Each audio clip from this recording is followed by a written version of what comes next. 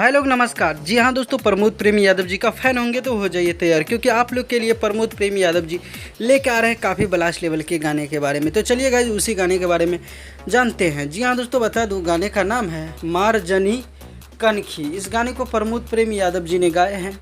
दोस्तों बात करते हैं म्यूजिक का, तो आर्या शर्मा जी का म्यूजिक है और इस गाने को लिखे हैं दीपक दिलमोही जी ने।